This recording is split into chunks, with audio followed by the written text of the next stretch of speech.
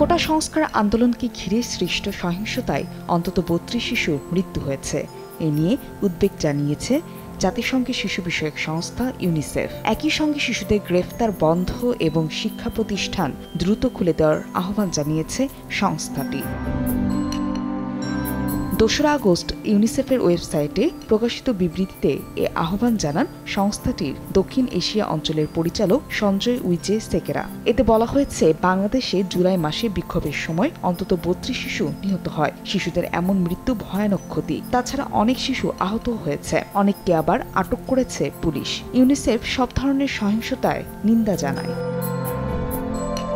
এছাড়া বিবৃতিতে আন্তর্জাতিক মানবাধিকার আইন লঙ্ঘন, বাংলাদেশের স্বাক্ষর করা জাতিসংঘের শিশু অধিকার সনদ এবং আটক করা হলেও সত্যি আমাদের নিজেদের হোটেল। হ্যাঁ, ইডেন বে আমাদের নিজেদের হোটেল। Any time check in, any time check out.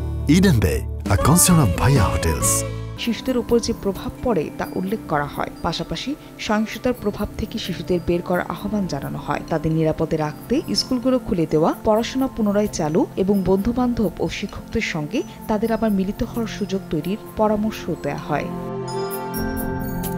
প্রাথমিক ও মাধ্যমিকে ৩ কোটি শিক্ষার্থী টানা ১০ দিন স্কুলে যেতে পারেনি। এবছরের শুরুতেই শৈত্যপ্রবাহ, তাপপ্রবাহ, ঘূর্ণিঝড় ও বন্যার কারণে শিক্ষার যে ক্ষতি হয়েছিল তার সঙ্গে নতুন করে স্কুল বন্ধ হওয়ার ক্ষতি যুক্ত হয়েছে। তবে আগামী ৪ আগস্ট থেকে বাংলাদেশের বিভিন্ন অঞ্চলে প্রাথমিক বিদ্যালয় খুলে দেওয়ার সিদ্ধান্তকে স্বাগত জানিয়েছে ইউনিসেফ। তারপরও প্রায় ১,৫৫,০০,০০০ শিক্ষার্থী পড়াশোনা শুরু করতে পারবে না। যত দীর্ঘ সময় শিশুরা, বিশেষ করে কন্যা শিশুরা স্কুলের বাইরে থাকবে, ততই তাদের পড়াশোনায় ফেরার সম্ভাবনা কমবে। এতে তাদের ভবিষ্যৎ ঝুঁকিতে পড়বে। শিশু ও তরুণরা বাংলাদেশের ভবিষ্যৎ।